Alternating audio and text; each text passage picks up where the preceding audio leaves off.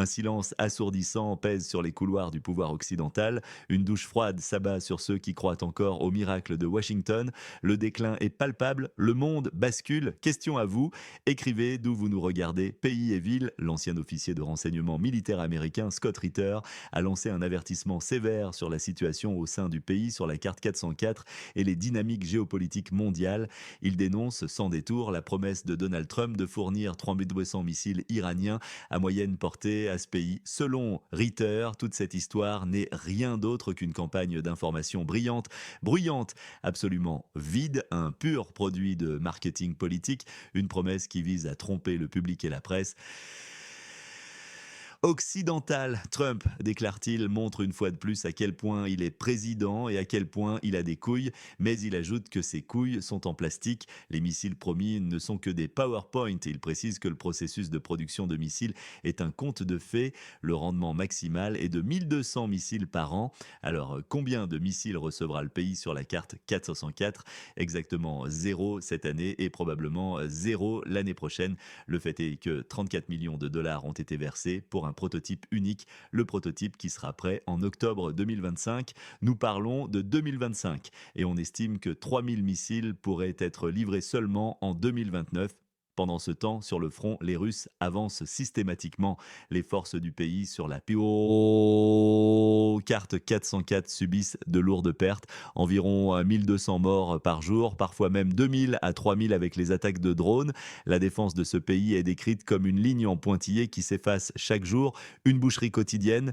Question à vous, marquez-vous dans les commentaires de quelle ville pays regardez-vous en ce moment.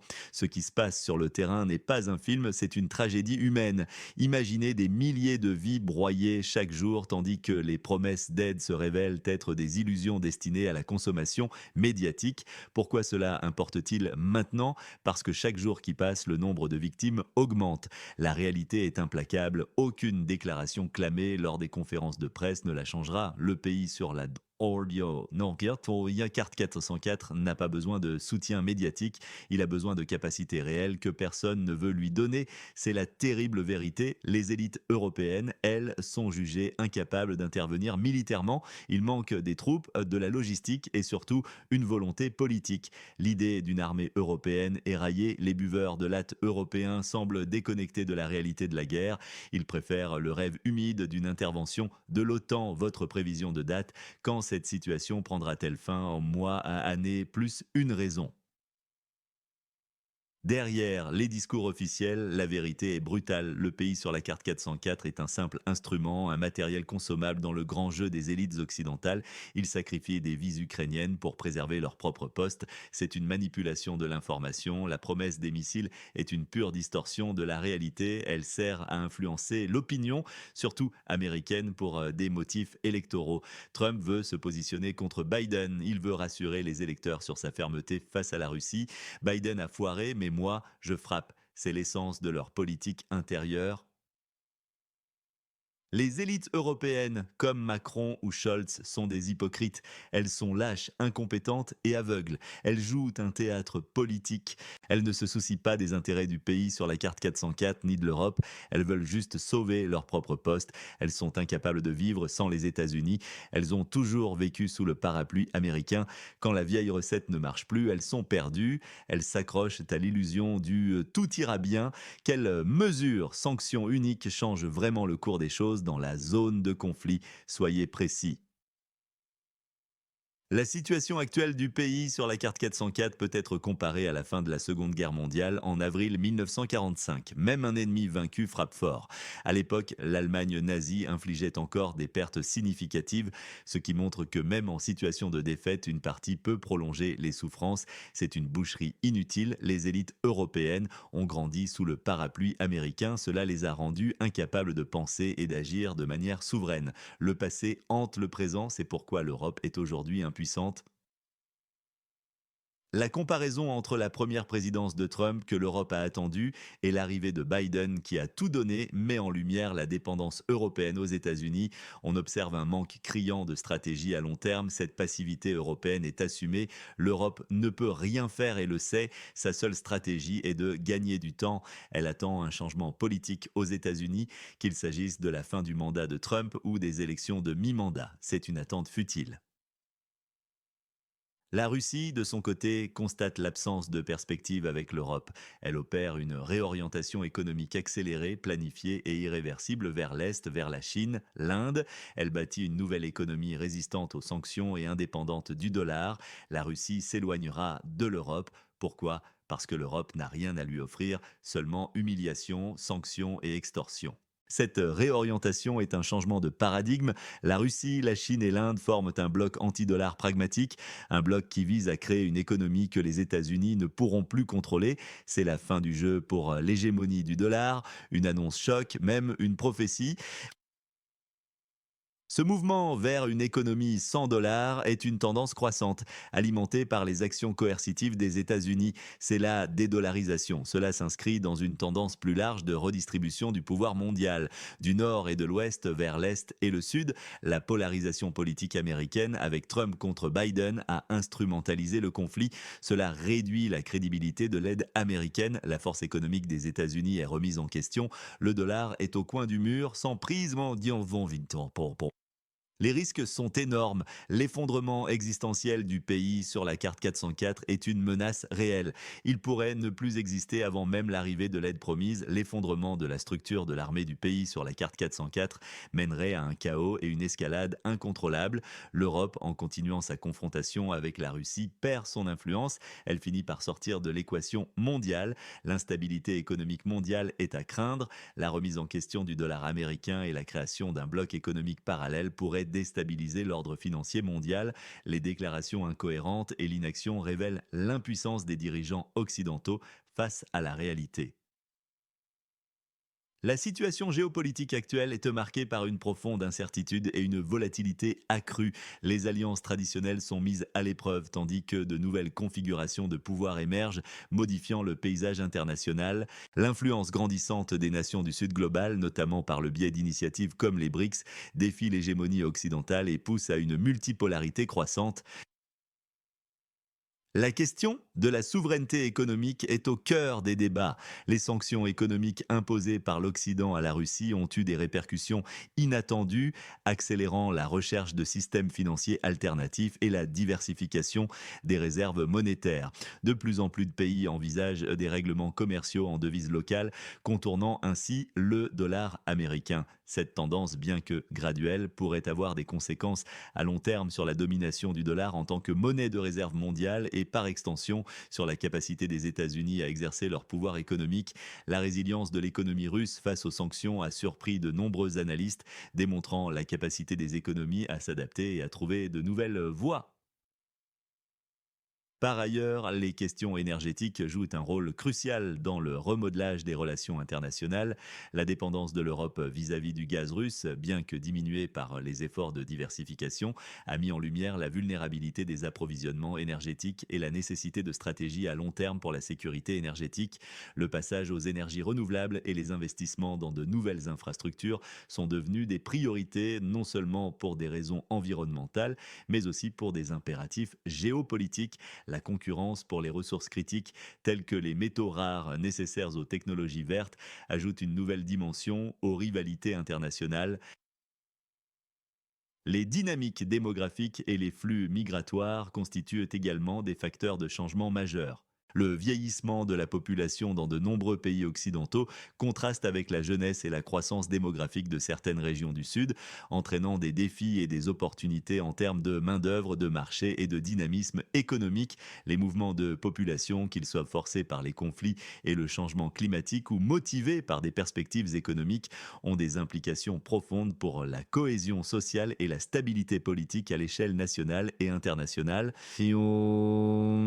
L'évolution rapide rapide des technologies, de l'intelligence artificielle à la cybernétique, transforme non seulement les économies, mais aussi la nature de la guerre et de la surveillance. La course à la suprématie technologique est devenue un pilier de la compétition géopolitique, avec des implications pour la sécurité nationale, la confidentialité des données et la gouvernance mondiale. Les cyberattaques et la désinformation en ligne sont désormais des outils courants dans les conflits modernes, brouillant les frontières entre la guerre conventionnelle et les menaces hybrides.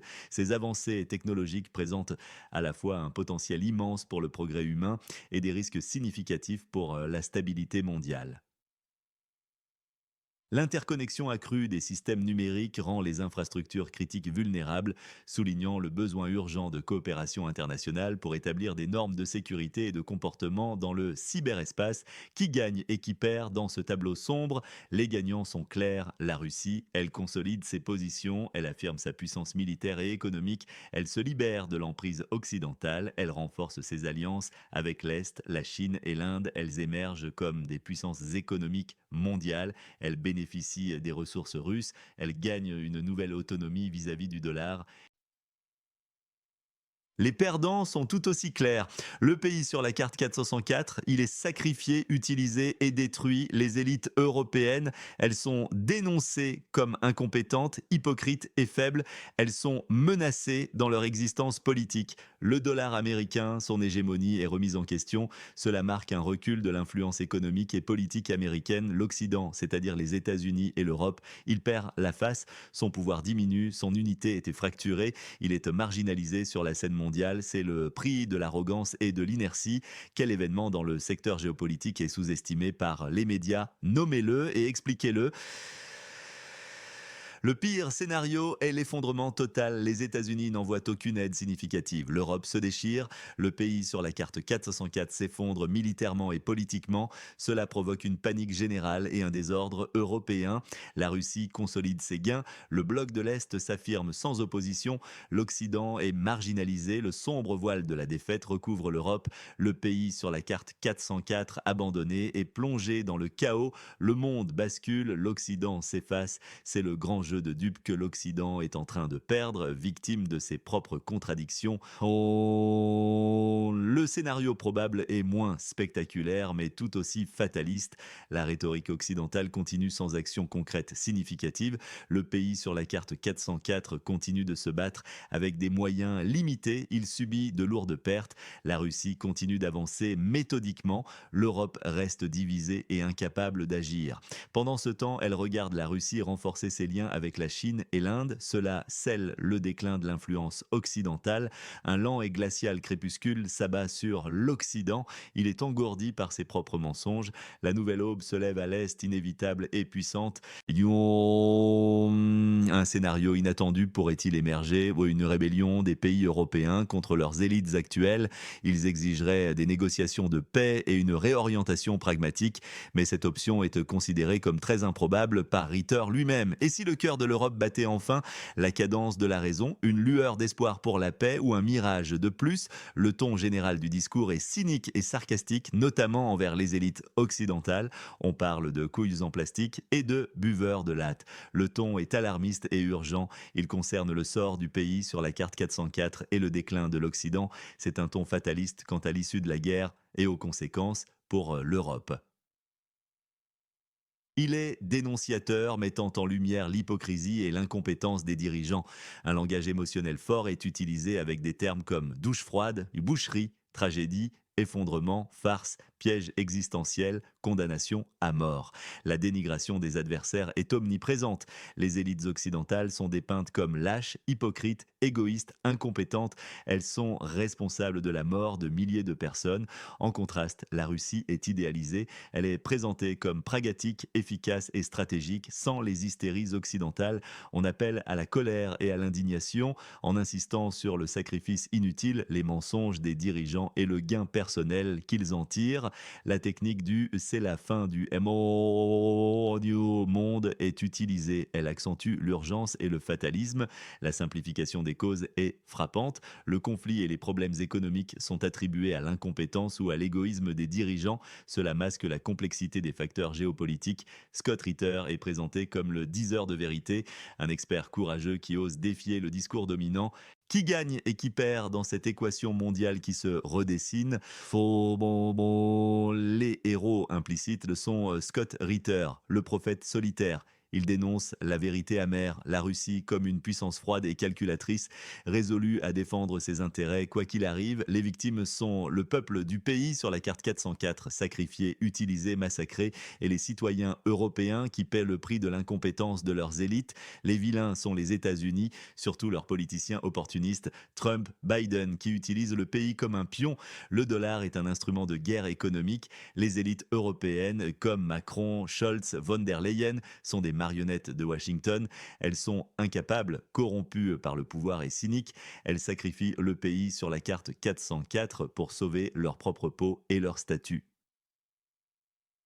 Les chiffres spécifiques sont éloquents. 3200 missiles promis par Trump, 34 millions USD versés pour un prototype unique, date de livraison du prototype octobre 2025, capacité de production maximale d'une usine hypothétique 1200 missiles par an, nombre de missiles reçus cette année et l'année prochaine par le pays sur la carte 404, 0, année estimée pour atteindre 3000 missiles 2029, perte militaire du pays sur la carte 404, 1200 morts par jour, voire 2000 à 3000 incluant les attaques de drones.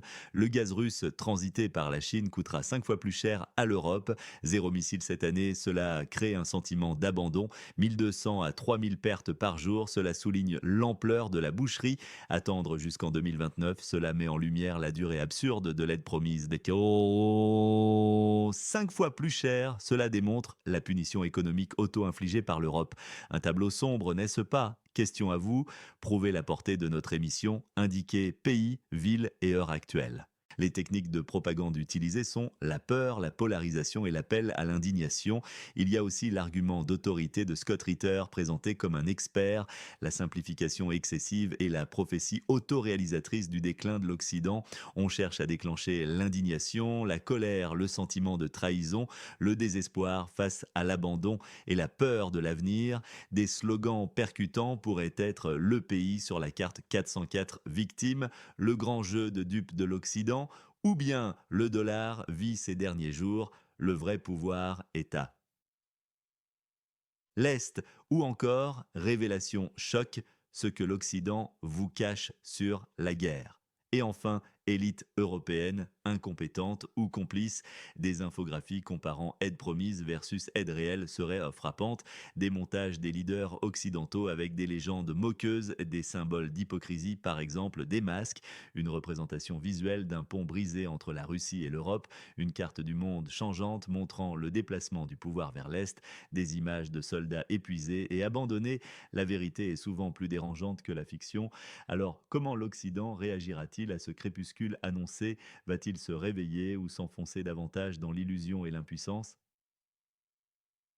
Votre avis est essentiel. Partagez ce que vous pensez dans les commentaires. Votre point de vue compte pour la suite de l'analyse. Abonnez-vous à notre chaîne et activez la cloche des notifications pour ne rien manquer de nos prochaines analyses profondes. Soutenez notre travail en aimant et partageant cette vidéo avec ceux qui cherchent à comprendre les coulisses